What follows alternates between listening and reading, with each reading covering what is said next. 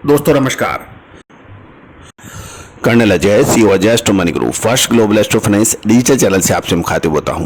दोस्तों आज 30 जुलाई सन 2023।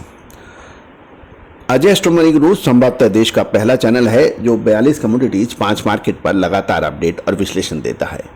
दोस्तों हम इंडियन सिस्टम ऑफ एनालिसिस यानी भारतीय अनुसंधान पद्धति को मद्देनजर रखकर आज तक अपना अनुसंधान प्रस्तुत करते हैं, रिसर्च और बाजार की खबरें आप तक पहुंचाते हैं।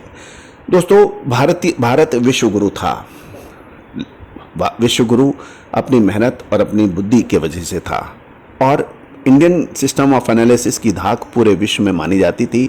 17वीं शताब्दी में 18वीं शताब्दी तक हम सबसे आगे चले, लेकिन धीरे धीरे आक्रमणकारियों की आक्रमण और हमारे अपने अनुसंधान पद्धतियों में लोगों का विश्वास नहीं होना, कम होना और जिनके पास ये विद्याएं थी उन्होंने किसी दूसरे को नहीं सिखाई। इसी वजह से ये धीरे धीरे विद्याएं लुप्त हो गई।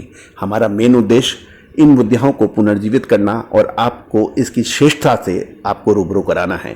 इंडियन सिस्टम ऑफ एनालिसिस हमेशा आपको 2 से 3 महीने पहले, 5 महीने पहले, साल भर पहले अग्रिम विश्लेषण देने में महारत रखती है, जिसका परिचय हम लगातार आपको देते रहते हैं।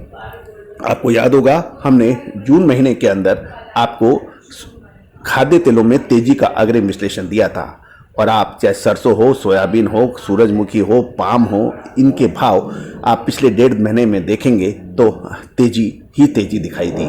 जबकि पूरा विश्व आप मई के आखिरी में देखें और जून के प्रथम सप्ताह तक पूरा विश्व खाद्य तेलों में मंदी की बातें कर रहा था। दोस्तों सोया रिफाइंड तेल के अंदर सप्लाई घटने से सोया रिफाइंड के भाव 800 रुपये प्रति क्विंटल बढ़ गए हैं। और इसके अंदर क्योंकि दोस्तों तेजी आने के बाद तेजी का अग्रिम अनुमान, इससे कभी कोई फायदा नहीं हुआ।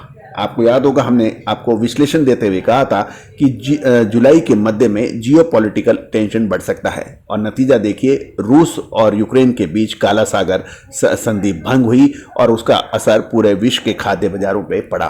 तो दोस्तों ये विश्लेषण हमने आपको अग्रिम दिया था और कुछ विशेष इंटरनेशनल मैगजीन्स में हमारे आर्टिकल भी पब्लिश हुए थे, जिसका हमने इसमें खुलासा भी किया था।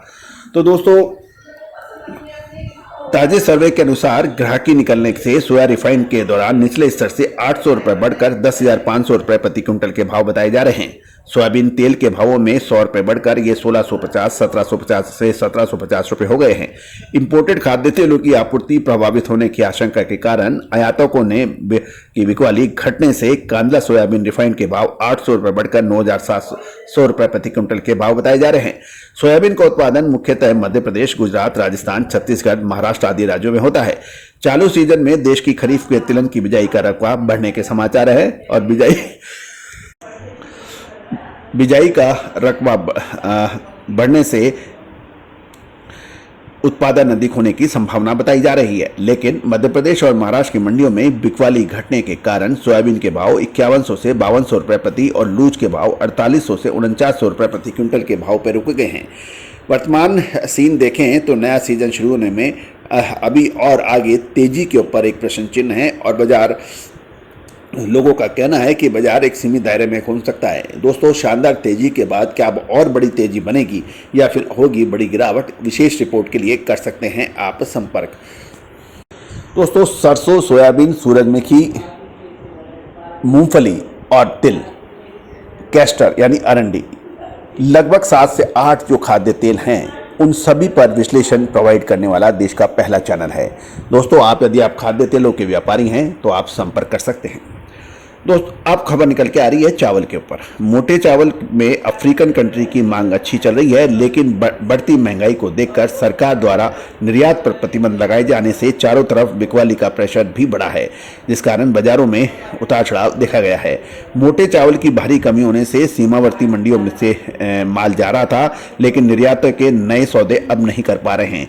अभी कुछ दिन बाजारों के अंदर हलचल कम रहेगी और बारीक चावल में एक बार फिर नए धान का दबाव राइस मिल में बढ़ गया गया है। मौसम साफ और बाढ़ के पानी समाप्त होने के बाद मंडियों में बिकवाली से प्रेशर धान व चावल में अभी कुछ उतार चढ़ाव देखा जा रहा है। 1509 नंबर सेल आप 6,200 से 6,300 रुपए बिकने के समाचार मिल रहे हैं, जबकि पुराने स्टीम व सेल की शॉर्टेज है, जिससे उसमें तेजी चल रही है। दोस्तों, चावल के ऊपर भी हमने आपको लगातार 2 महीने में आपको अपडेट दिए थे, उसमें शानदार तेजी भी बनी थी और हमने आपको अग्रिम विश्लेषण देते हुए कहा था कि सरकार चावल के ऊपर, चावल के निर्यात पर रोक लगाने की संभावना थी, जो कि हमारा अनुमान सत्य साबित हुआ और सरकार ने 20 जुलाई को चावल पे निर्यात का घोषणा कर दी है। तो दोस्तों, इसके भी हमने आपको लगातार सूचना और अपडेट दी है और उससे क्या प्रभाव हो रहा है, कौन सी किस्म के चावल पर क्या प्रभाव पड़ेगा, कौन से देश में चावलों के की एक्सपोर्ट से क्या प्रभाव पड़ सकता है, इसका विस्तृत विवरण हमने अपने चैनल पर लगातार आपको अपडेट दिया है। वो एपिसोड्स आप भी देख सकते हैं। All the very best, good luck, happy trading.